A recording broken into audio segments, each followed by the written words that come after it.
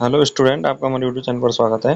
दोस्तों, RPSC first year के history subject की तैयारी में आज हम बात करेंगे आधुनिक भारत के इतिहास के एक टॉपिक के बारे में। इसका नाम है भारत में औपनिवेशिक शासन की स्थापना 1757 से 1857 तक। तो जो आरपीएससी फर्स्ट ईयर जो हिस्ट्री सब्जेक्ट का जो सिलेबस है, उसमें एक टॉपिक दे रखा है भारत में औपनिवेशिक शासन की स्थापना 1757 से 1857 तक। तो एक रिवीजन क्लास के रूप में हम इस क्लास को ले रहे हैं और एक फास्टली एक ही क्लास में आप पूरे टॉपिक को कंप्लीट कर पाएंगे और आसानी से जो है आप इस टॉपिक को सीख पाएंगे और एक सेंट्रल आइडिया विकसित करेंगे कि भाई जो औपनिवेशिक शासन की स्थापना कैसे होती है, भारत को उपनिवेश कैसे बनाया जाता है, ईस्ट इंडिया कंपनी जो व्यापार करने के लिए आती है वो भारत को गुलाम कैसे बनाती है। तो इन सभी के बारे में हम जानेंगे। क्लास शुरू करने से पहले मैं सभी स्टूडेंट से कहना चाहूँगा कि देखिए, ये क्लास उनके लिए भी इम्पोर्टेंट है जो यूपीएससी, आरपीएससी, आरएएस की तैयारी कर रहे हैं, यूपीपीएससी प्री की तैयारी कर रहे हैं या यूकेपीएससी की तैयारी कर रहे हैं। उन सभी के स्टूडेंट के लिए ये क्लास इंपॉर्टेंट है, तो वो भी इस क्लास को देख सकते हैं। और जो भी स्टूडेंट इस चैनल पर नए, इस चैनल को जरूर सब्सक्राइब करें और क्लास को पूरा देखें। तो चलिए हम शुरुआत करते हैं। आज का टॉपिक है भारत में औपनिवेशिक शासन की स्थापना। तो सबसे पहले हम बात करते हैं इसके इंट्रोडक्शन के बारे में। देखिए, 1757 से 1857 की अवधि भारत के इतिहास में अत्यंत महत्वपूर्ण है। क्यों महत्वपूर्ण है साहब? क्योंकि इसी काल में ब्रिटिश ईस्ट इंडिया कंपनी ने धीरे धीरे व्यापारिक संस्था से एक राजनीतिक सत्ता के रूप में खुद को स्थापित किया। तो मैं अभी बता रहा था आपको कि ईस्ट इंडिया कंपनी व्यापार करने के लिए भारत में आई थी और व्यापारिक सत्ता से राजनीतिक सत्ता के रूप में अपने आप को क्या करती है, स्थापित करती है। इन 100 साल के दौरान, कब से कब तक? 1757 से लेकर और 1857 तक। इस दौरान बंगाल, मैसूर, मराठा शक्तियों ने विरोध भी किया, लेकिन वे असंगठित और सामरिक दृष्टि से कमजोर सिद्ध हुए। तो अंग्रेजों का विरोध बंगाल में होता है, मैसूर में होता है और मराठा करते हैं, लेकिन अंत में सबकी क्या हो जाती है? हार हो जाती है और अंग्रेज जो है वो अपनी राजनीतिक सत्ता स्थापित कर लेते हैं। फिर क्या होता है कि ब्रिटिश ईस्ट इंडिया कंपनी ने 1757 से लेकर 1857 तक 100 वर्षों में भारत में धीरे धीरे अपनी सत्ता स्थापित की। देखिए, ये एक साथ नहीं हुआ, ये धीरे धीरे हुआ। ये सारा सारा जो है अ, ब्रिटिश ईस्ट इंडिया कंपनी जो है वो व्यापार करने के लिए आती है और राजनीतिक सत्ता जो स्थापित करती है वो 2-4 साल में नहीं होती है, लगभग 100 वर्ष का समय उसको लग जाता है। यह प्रक्रिया 3 चरणों में स्पष्ट होती है। कितने चरणों में? 3 चरणों में। तो वन बाय वन प्रत्येक चरण के बारे में बात करेंगे, हम उसके बारे में चर्चा करेंगे। चलिए हम शुरुआत करते हैं। पहला चरण है बंगाल में औपनिवेशिक शासन की नींव। देखिए, बंगाल में औपनिवेशिक शासन स्थापित होने के क्रम में निम्न प्रमुख 2 युद्ध हुए थे। पहला युद्ध हुआ था प्लासी का युद्ध 1757 ईस्वी में और दूसरा युद्ध हुआ था बक्सर का युद्ध 1764 में। तो पहला चरण क्या है कि बंगाल में औपनिवेशिक शासन की स्थापना करती है ईस्ट इंडिया कंपनी और 2 युद्धों के माध्यम से ईस्ट इंडिया कंपनी अपने आप को स्थापित कर लेती है। पहला युद्ध होता है 1757 में प्लासी का युद्ध और दूसरा युद्ध होता है बक्सर का युद्ध 1764 में। अब हम बात करते हैं प्लासी के युद्ध के बारे में। Battle of Plassey 1757। देखिए, प्लासी के युद्ध में नवाब सिराजुद्दौला और ईस्ट इंडिया कंपनी के बीच तनाव का कारण था जो बंगाल के नवाब थे सिराजुद्दौला और ईस्ट इंडिया कंपनी के बीच आपसी तनाव होता है। तनाव किस कारण से होता है? व्यापारिक दखल, यानी ईस्ट इंडिया कंपनी के जो व्यापार है उसमें नवाब जो है दखल देता है कि पहले तो भाई निर्बाध रूप से क्या कर रहे थे, वो व्यापार कर रहे थे, पर बंगाल का नवाब कहता है कि भाई कुछ टैक्स हमें दीजिए। बंगाल में किलेबंदी। अब ईस्ट इंडिया कंपनी ने क्या किया? अपनी किलेबंदी यानी अपने किले बनाना क्या कर दिया? शुरू कर दिया। अब जब कोई कंपनी किले बनाएगी तो राजा को तो ये स्वीकार नहीं होगा, तो किलेबंदी के आधार पर भी ईस्ट इंडिया कंपनी के किलेबंदी के आधार पर भी ईस्ट इंडिया कंपनी और नवाब सिराजुद्दौला के बीच क्या होता है? तनाव होता है। कंपनी द्वारा दायित्वों का उल्लंघन। देखिए, नवाब ने जो व्यापार के नियम, कायदे, कानून अपने राज्य में बना रखे थे, उन सभी कानूनों को तोड़कर कंपनी क्या कर रही थी? व्यापार कर रही थी। तो उसके कारण भी नवाब को क्या आ जाता है? गुस्सा आ जाता है। और इसका ये परिणाम होता है कि 23 जून 1757 को, कब? 23 जून 1757 को प्लासी प्लासी नामक स्थान पर, जो नदिया बंगाल में स्थित है, वहां पर प्लासी का युद्ध होता है। किस किस के बीच होता है? नवाब सिराजुद्दौला और रॉबर्ट क्लाइव के बीच होता है। इसमें मीर जाफर, यार लुत्फ खां, जगत सेठ, इन लोगों ने नवाब सिराजुद्दौला के साथ क्या कर लिया? विश्वासघात कर दिया। तो कहीं न कहीं शुरुआत से लेके और अंत तक जब अंग्रेज शासन करते हैं तो एक नीति पर काम करते हैं, फूट डालो और राज करो की नीति पर काम करते हैं। तो नवाब सिराजुद्दौला को विश्वासघात किसने दिया? मीर जाफर ने, यार लुत्फ खां ने और जगत सेठ ने और कुछ अन्य लोगों ने विश्वासघात कर दिया, जिसके कारण नवाब सिराजुद्दौला की क्या होती है? हार हो जाती है और रॉबर्ट क्लाइव क्या है? जीत जाता है, ईस्ट इंडिया कंपनी जीत जाती है। इस हार का क्या परिणाम रहता है? सिराजुद्दौला की हार होती है और उसको मार दिया जाता है। मीर जाफर नवाब बनता है, क्योंकि अंग्रेजों ने उससे वादा किया था कि भाई यदि तुम हमारा साथ दोगे तो हम तुम्हें बंगाल का क्या कर देंगे? नवाब बना देंगे। और कंपनी को व्यापारिक और राजनीतिक अधिकार प्राप्त होते हैं। तो अगर कभी पूछा जाए पेपर में कि भाई कंपनी ने यानी ईस्ट इंडिया कंपनी ने अपने पैर किस युद्ध के पश्चात पसारे, तो 1757 के प्लासी के युद्ध के बाद, और पूरी तरह से अपने को स्थापित किया था 1764 में बक्सर युद्ध को जीतने के बाद। इसका महत्व क्या है इस युद्ध का? इस युद्ध में अंग्रेजों के लिए राजनीतिक अधिकारों की पहली सीढ़ी बना, और यह अंग्रेजों की पहली बड़ी विजय थी जिसने बंगाल की राजनीति में हस्तक्षेप की क्या की शुरुआत की। तो अब जो है बंगाल में व्यापार करने के साथ साथ राजनीति में हस्तक्षेप करने लगे थे ईस्ट इंडिया कंपनी के अधिकारी। अब दूसरे युद्ध के बारे में बात करते हैं, बक्सर के युद्ध। बैटल ऑफ बक्सर कब होता है? 1764 में। इस युद्ध में 3 राजा मिलकर ईस्ट इंडिया कंपनी के साथ युद्ध करते हैं। मीर कासिम बंगाल का नवाब, शुजाउद्दौला अवध का नवाब, शाह आलम द्वितीय मुगल सम्राट। तो मीर कासिम कहाँ का थे? बंगाल का नवाब, और शुजाउद्दौला अवध का नवाब और शाह आलम द्वितीय मुगल सम्राट, तीनों मिलकर ये लड़ाई लड़ते हैं। ईस्ट इंडिया कंपनी जिसके नेतृत्व करता थे हेक्टर मुनरो। कौन थे? Hector Munro. और हेक्टर मुनरो जो है इन तीनों को क्या कर देता है? हरा देता है, और अंत में हेक्टर मुनरो की क्या होती है? विजय होती है। क्या परिणाम निकलता है? अंग्रेजों की निर्णायक जीत होती है और 1765 की इलाहाबाद की संधि होती है। मुगल सम्राट से बंगाल, बिहार और उड़ीसा की दीवानी मिलती है। तो अंग्रेजों को बंगाल, बिहार और उड़ीसा की क्या मिल जाती है? दीवानी। अब राजस्व एकत्रित करने का अधिकार भी अंग्रेजों को प्राप्त हो जाता है। तो पूरी तरह से इन तीनों राज्यों में अंग्रेज जो है वो अपने क्या करते हैं? शासन को स्थापित कर लेते हैं। इसका महत्व क्या है? अब कंपनी नाम मुगल का और काम कंपनी का शासन चलाने लगी।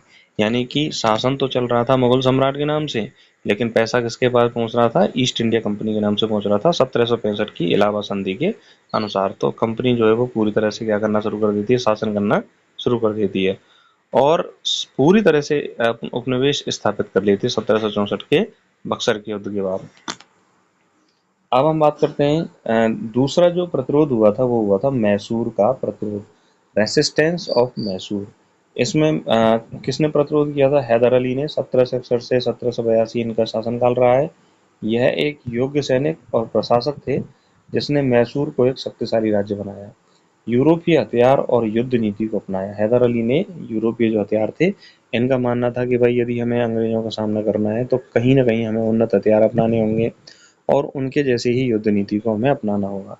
टीपू सुल्तान 1782 से और 1799 ये हैदर अली का बेटा था।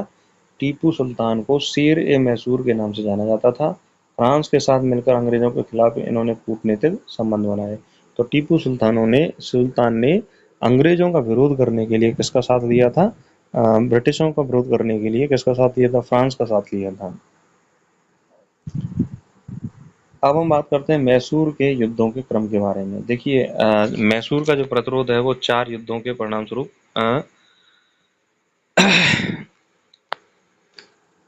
जो पूरी तरह से प्रतिरोध है होता है, 4 युद्ध होते हैं उसमें प्रतिरोध में। और उससे पहले मैं आपको ये बताना चाहूँगा कि टीपू सुल्तान ने स्वतंत्रता का वृक्ष लगाया था श्रीरंगपट्टम में। जो अंग्रेजों का प्रतिरोध करने के लिए स्वतंत्रता का वृक्ष लगाया श्रीरंगपट्टम में। तो पहला युद्ध होता है 1767 से 69 के बीच। दूसरा युद्ध होता है 1780 से 84 के बीच। तीसरा युद्ध होता है 1790 से 1792 के बीच। और चौथा युद्ध होता है 1799 में। तो पहले युद्ध में मद्रास की संधि होती है और हैदर अली जीत जाता है, इसमें हैदर अली की प्रतिष्ठा बढ़ती है। दूसरे युद्ध में मंगलौर की संधि होती है, टीपू की संगठन क्षमता उजागर होती है। तीसरे युद्ध में टीपू सुल्तान की हार हो जाती है और आधा राज्य अंग्रेजों को देना पड़ता है। और 1799 के चौथे युद्ध में टीपू सुल्तान की मृत्यु हो जाती है और मैसूर जो है वो ब्रिटिश शासन के क्या होता है? अधीन आ जाता है। तो इस तरह से मैसूर में भी, बंगाल के बाद मैसूर में भी क्या है? अंग्रेज ईस्ट इंडिया कंपनी थी वो अपना अधिकार स्थापित कर लेती है और पूरी तरह से सत्ता पर क्या कर लेती है, कब्जा कर लेती है। इन युद्धों का महत्व क्या है? मैसूर ने दक्षिण भारत में ब्रिटिश सत्ता को सबसे अधिक समय तक रोका था। टीपू ऐसा पहला शासक था जिसने विदेशी सहयोग से अंग्रेजों का संगठित विरोध किया था। और सहयोग कहाँ से लिया था इन्होंने? सहयोग लिया था फ्रांस से। कहाँ से लिया था? फ्रांस से। अब तीसरा जो सफल प्रतिरोध हुआ वो हुआ मराठा प्रतिरोध। मराठा प्रतिरोध जो है वो किस तरह से होता है? देखिए, औरंगजेब की मृत्यु के बाद मराठा शक्ति का उदय होता है और पेशवाओं के नेतृत्व में मराठा साम्राज्य उत्तर भारत तक फैल जाता है। तो पेशवा जो थे मराठा साम्राज्य को उत्तर भारत तक क्या कर देते? फैला देते हैं। और अंग्रेजों के प्रतिरोध में 3 मराठा युद्ध होते हैं। पहला मराठा युद्ध होता है 1775 से 82 के बीच। दूसरा होता है 1803 से 1805 के बीच और तीसरा होता है 1817 से 1818 के बीच। इसमें पहला जो युद्ध होता है वो पेशवा सत्ता के विवाद को लेकर ये युद्ध होता है। इसमें वसई की संधि होती है और कंपनी को सीमित सफलता मिलती है। ईस्ट इंडिया कंपनी को सीमित सफलता मिलती है, पूरी तरह से सफलता इसमें नहीं मिलती। दूसरा युद्ध होता है सिंधिया भोसले बनाम अंग्रेज।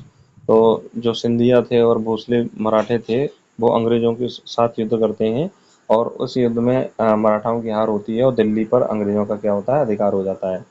और तीसरा युद्ध होता है पेशवा बाजीराव द्वितीय का विद्रोह होता है। पेशवा शाही का अंत हो जाता है और मराठा शक्ति पूरी तरह से क्या हो जाती है? समाप्त हो जाती है तीसरे युद्ध के बाद, क्योंकि इसमें भी अंग्रेजों की जीत होती है और मराठाओं की हार होती है। तो इस तरह से 3 युद्धों के बाद जो है मराठा शक्ति क्या हो जाती है? समाप्त हो जाती है, उतना प्रतिरोध नहीं कर पाती। इन युद्धों का क्या महत्व? मराठा संघर्ष ने अंग्रेजों के भारत में वर्चस्व को देर तक स्थिर होने दिया, यानी पूरी तरह से एक लंबे समय तक जो है अंग्रेजों के वर्चस्व को रोके रखा। यह भारत का अंतिम संगठित साम्राज्यवादी प्रतिरोध था। तो मराठाओं का जो प्रतिरोध था वो भारत का अंतिम समाजवादी साम्राज्यवादी प्रतिरोध था। उसके बाद कोई भी इतना प्रतिरोध नहीं कर पाया। मराठा शक्ति भारत की अंतिम स्वदेशी साम्राज्य शक्ति थी जिसने अंग्रेजों को कड़ी टक्कर दी। अगर पूछा जाए कि भाई उपनिवेश बनाने के क्रम में सबसे अंतिम जो टक्कर देने वाली जो शक्ति थी वो कौन सी थी? मराठा शक्ति थी। अब हम बात करें कि भाई और क्या कारण थे जिसके कारण कंपनी जो है वो मजबूत हुई। तो पहला कारण है भ्रष्ट और विभाजित भारतीय शासक। तो भारतीय शासक कैसे थे? आपस में बटे हुए थे, आपस में एकजुटता उनमें नहीं थी, एक दूसरे से जलते थे और एक दूसरे का राज हड़पने के लिए अंग्रेजों का साथ लेने में कोई हिचकिचाता नहीं था। और दूसरा, भ्रष्ट नीतियों पर भारतीय शासकों ने क्या किया? पालन किया। तो उसके कारण अंग्रेजों को लगा कि भाई यहाँ तो बहुत ज़्यादा गैप है, तो फूट डालो राज करो नीति का अनुसरण करते हुए उन्होंने सत्ता को क्या कर लिया? कब्जा लिया और भारत को उपनिवेश बनाया। दूसरा था तकनीकी और सैन्य श्रेष्ठता। देखिए, भारतीय हथियारों की तुलना में, भारतीय सैनिकों की तुलना में अंग्रेजी सैनिक नियमित रूप से अभ्यास करते थे और अंग्रेजी जो हथियार थे वो तकनीकी रूप से श्रेष्ठ थे। तो उसके कारण भी जो भारतीय नवाब थे, राजा थे, उनको युद्धों में हार झेलनी पड़ती है। तो एक ये भी कारण था अंग्रेजी कंपनी की सुदृढ़ता का। तीसरा है राजनीतिक धोखाधड़ी और कूटनीति। देखिए, अंग्रेजों ने शुरू से ही बांटो और राज करो की नीति, डिवाइड एंड रूल का अनुसरण किया और वो फूट डालो राज करो की नीति के तहत एक राजाओं को आपस में लड़ाते थे और एक राजा का सहयोग देने के बदले वो कुछ जो जमीन का हिस्सा है, राज्य का हिस्सा है, उसे ले लिया करते थे। दीवानी अधिकार प्राप्त कर लिया करते थे, राजनीतिक अधिकार प्राप्त कर लिया करते थे। और अंग्रेजों ने सभी राजाओं को राजनीतिक धोखाधड़ी के माध्यम से स्वयं को क्या किया? श्रेष्ठ साबित किया और उनकी सत्ता को कब्जा लिया। तीसरा था डलहौजी की चौथा है डलहौजी की हड़प नीति। देखिए, डॉक्ट्रिन ऑफ लैप्स के अंतर्गत सतारा, झांसी, नागपुर, उदयपुर राज्य को हड़प लिया गया। तो डलहौजी ने एक नियम निकाला कि भाई यदि किसी राजा की स्वयं की संतान नहीं है तो वो उस राज्य का अधिकारी नहीं होगा, उसको अंग्रेजी राज्य में शामिल कर लिया जाएगा। तो उसके तहत भी जो अंग्रेज जो थे वो मजबूत हुए और उन्होंने सतारा, झांसी, नागपुर, उदयपुर जैसे राज्यों को क्या कर लिया? अपने राज्य में मिला लिया। तो ये कुछ ऐसे कारण हैं जो अंग्रेजों की मजबूती का कारण बने। अब हम अन्य प्रमुख घटनाओं के बारे में बात करते हैं। 1800 से लेकर 1857 में कौन सी घटना होती है? डलहौजी की नीति, लैप्स की नीति, डॉक्ट्रिन ऑफ लैप्स के तहत कई बड़ी रियासतों को ब्रिटिश राज्य में मिला लिया गया। स्थायी बंदोबस्त प्रणाली के कारण भी जो है बंगाल में लागू की गई और किसानों पर अत्याचार बढ़ाए अंग्रेजों ने। कानून व्यवस्था में हस्तक्षेप किया, भारतीय परंपराओं में हस्तक्षेप किया, जैसे सती प्रथा का अंत किया उन्होंने 1829 में। तो देखिए ये असंतोष ही बाद में जाकर 1857 की क्रांति के कारण बनते हैं। रेलवे, डाक, टेलीग्राफ का विकास किया, ब्रिटिश प्रशासन को सशक्त बनाया। और ब्रिटिश प्रशासन जब सशक्त हुआ तो ब्रिटिश लोग जो थे वो सभी सूचनाओं से कनेक्ट रहते थे, और भारतीय राजा थे, भारतीय लोग थे, वो एकजुटता न होने के कारण धीरे धीरे सभी राज्यों को राजाओं को हराया और उनके राज्य को अपने नियंत्रण में ले लिया। अब देखिए हम निष्कर्ष के रूप में बात करें तो 1757 से 1857 तक ईस्ट इंडिया कंपनी ने भारत में एक शक्तिशाली उपनिवेशवादी शक्ति के रूप में खुद को स्थापित किया। यानी कि जिन जिन राज्यों को ईस्ट इंडिया कंपनी ने जीता उनको अपना उपनिवेश बनाया, गुलाम बनाया। बंगाल में दीवानी अधिकार से शुरू हुआ यह शासन मैसूर, मराठा जैसी महान शक्तियों को पराजित करके और मजबूत हो गया, सुदृढ़ हो गया। हालांकि इन 100 वर्षों में भारतीय शासकों ने प्रतिरोध अवश्य किया, परंतु उनकी एकता की कमी की वजह से, संगठनहीनता की वजह से और तकनीकी पिछड़ेपन की वजह से उन्हें पराजय का सामना करना पड़ा। तो इस तरह से राजा जो थे वो संगठित न होने के कारण अंग्रेज हैं उनके खिलाफ क्या होते हैं, युद्ध जीत जाते हैं और भारत को क्या बनाते हैं, उपनिवेश बना लेते हैं। तो यहाँ पर ये चैप्टर समाप्त हुआ। आशा करता हूँ कि आपको चैप्टर समझ में आया होगा। आपको ये क्लास कैसी लगी कमेंट करके हमें ज़रूर बताएं और अपने दोस्तों तक शेयर करें। जो भी स्टूडेंट हिस्ट्री विषय से तैयारी कर रहे हैं वो इस चैनल को जरूर सब्सक्राइब करें और हिस्ट्री सब्जेक्ट के अन्य जो क्लासेज हैं उनको जरूर देखें।